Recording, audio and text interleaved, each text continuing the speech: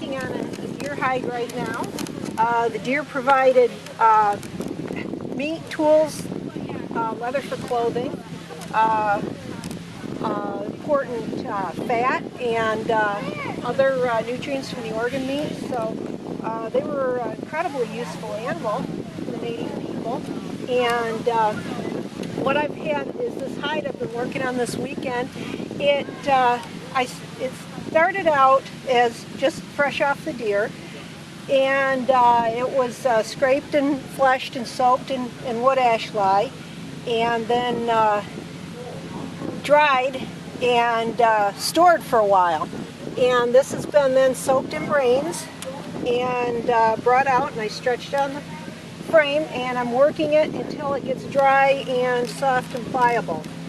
And when it's done, the brains allow the fiber structure of the hide to fluff up and loft up. There's a naturally occurring glue within the hide glue, and it tangles the fibers together and makes them lock down tight, but the brains lubricate those fibers so they can't lock together.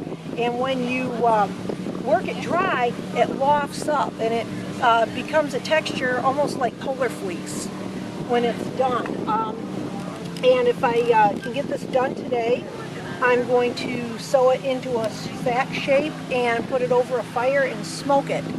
And that's where you get the nice smoke color. That also preserves it and allows it to be softened if it ever gets wet, so it can actually be washed and dried.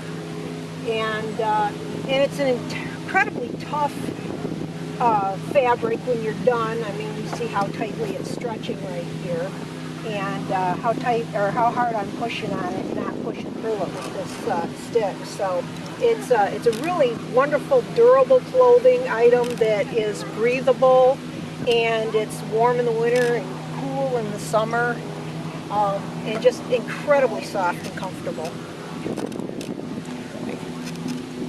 Right. So this is what the hide looks like when it's finished. This has been soaked, scraped, de-haired, de-fleshed,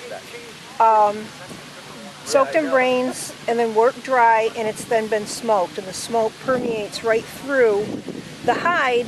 It coats all the fibers in a layer of the smoke, and that helps to preserve it, and it helps to you can soften it if it gets wet ever again. It helps keep those fibers from locking back together. And these are two doe hides, two small doe hides, and they are very thin, and you can see how drapey they are. It's too bad you can't feel how soft they are, because they are just incredibly soft and smooth. This is a larger, let me see what I have here. This is a larger one. You can smoke them lighter and darker, of course. This is a larger buck hide. It's thicker because the bucks were bigger and they had tougher skin to, keep rival deer antlers from punching through. And there's another buck. That's a nice big one.